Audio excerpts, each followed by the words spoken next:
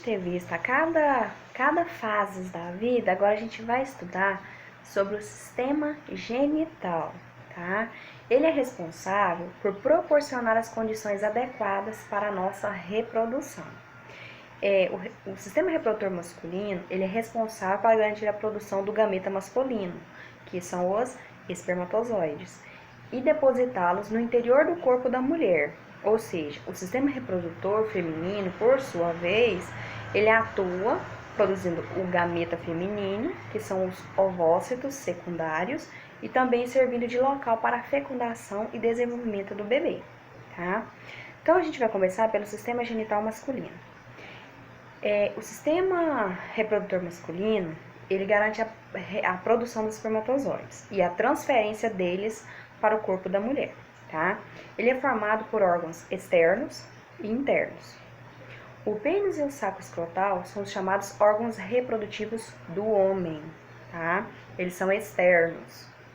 Enquanto os testículos, os epidídimos e os ductos deferentes, os ductos ejaculatórios, a uretra e a vesícula seminais, a próstata e as glândulas bulboretrais são órgãos reprodutivos internos, tá? Lá no texto que eu coloquei para vocês, tem o significado e a função de cada um desses que eu falei para vocês, tá? Eu vou fazer um apanhado geral para vocês entenderem melhor. Então, vamos lá. Os testículos, eles estão localizados dentro do saco escrotal. E ele também é conhecido como escroto. Lá, eles são formados por vários tubos enrolados, chamados de túbulos seminíferos. Nesse caso, lá são onde os espermatozoides são produzidos, tá? Além de produzir os gametas, é nos testículos que ocorre a produção da testosterona, que é o hormônio relacionado, entre outras funções, com a diferenciação sexual, tá? Então, dos homens e das mulheres. Aí, a gente tem o epidídimo, que após saírem dos tubos seminíferos, os espermatozoides seguem para o epidídimo, formado por tubos espiralados, ou seja, um caninho, tá? É nesse local que os espermatozoides adquirem maturidade, onde se tornem móveis, tá? Ducto deferente. No momento da ejaculação, os espermatozoides seguem do epidídimo para o ducto deferente. O ducto encontra o ducto da vesícula seminal, passa a ser chamado de duto ejaculatório, o qual se abre na uretra. A uretra é o ducto que se abre para o meio externo, tá? As vesículas seminais, observa-se a presença de duas vesículas, as quais formam as secreções que compõem cerca de 60% do volume do sêmen. A próstata secreta um fluido que também compõe o sêmen. Essa secreção contém enzimas anticoaguladoras e nutrientes para o espermatozoide. Glândulas bulbouretrais. No corpo masculino, observa-se a presença de duas glândulas. Elas são responsáveis por secretar o muco claro que neutraliza a uretra, retirando resíduos de urina que possam ali estar presentes, tá? Agora, a gente vai falar sobre o sistema reprodutor feminino. O sistema reprodutor feminino, ele serve de local para a fecundação, além do desenvolvimento do bebê. Além de ser responsável pela produção do gameta feminino e dos hormônios. Assim como o masculino, o sistema reprodutor feminino apresenta órgãos externos e também órgãos internos. Os órgãos externos recebem a denominação de vulva e incluem os lábios maiores e os lábios menores, clitóris e as aberturas da uretra e vagina. Já os órgãos internos incluem os ovários e as tubas uterinas, que é o útero e a vagina. O que são os ovários? A mulher possui 2 ovários, tá? Eles são responsáveis por produzir os gametas femininos. Tubas uterinas. São 2 tubas também, uma de cada lado. Elas apresentam uma extremidade que atravessa a parte do útero e a outra que se abre próximo ao ovário.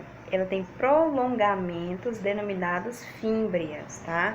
A fecundação ocorre geralmente na região das tubas, tá? O útero O útero, ele é um órgão muscular, tá? Ele tem uma forma de pera. Aí, dentro dele é que se desenvolve o bebê durante a gravidez. A parede do órgão é espessa e possui 3 camadas, tá? A camada mais espessa é chamada de miométrio e é formada por uma quantidade de fibras musculares, tá? A mais interna é o endométrio. Ela destaca-se por ser perdida durante a menstruação. Bom, agora a gente vai falar sobre o ciclo menstrual. O ciclo menstrual ele é um termo utilizado para designar as transformações cíclicas que ocorrem no útero, sendo também chamado de ciclo uterino, tá?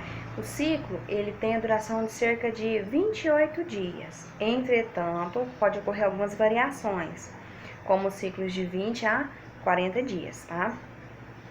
Ele corresponde a um ciclo de transformação que ocorre no útero, tá? Esse ciclo ele é responsável por preparar a parede uterina para o estabelecimento de um embrião, caso ocorra uma gravidez. Esse processo possui 3 fases: a proliferativa, a secretora e a menstrual. Tá? E o ciclo menstrual ele também é controlado pela ação de hormônios produzidos pela hipófise e pelos ovários. A ação desses hormônios interliga o ciclo menstrual, responsável por preparar o revestimento uterino para o estabelecimento de um embrião e uma possível gestação. E o ciclo ovariano, que envolve o crescimento, foi folículo ovariano e a ovulação. Após a gente ver sobre o ciclo, a gente tem também sobre a fecundação, gestação e parto. Fecundação. A fecundação é a união dos dois óvulos, o gameta feminino com o gameta masculino. Aí resulta num óvulo, que é conhecido como zigoto. Dali origina-se o embrião, né? Que a partir daí se torna feto e aí, após as 40 semanas nasce o bebê, tá? A gestação.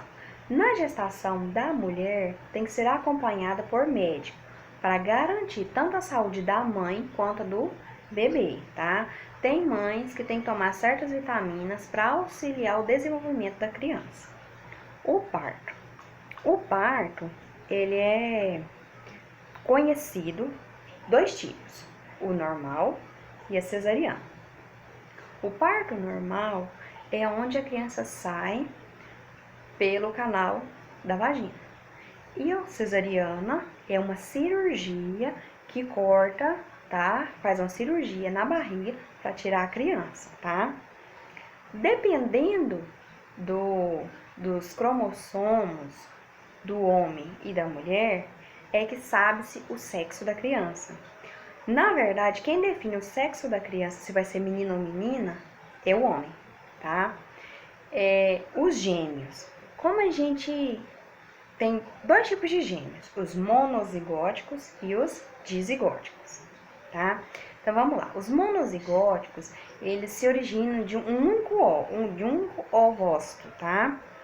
E ele é fecundado por um único espermatozoide, ou seja, eles vão ser iguais. Os dizigóticos é a liberação de mais de um ovócito, ou seja, é mais de um ovócito, tá?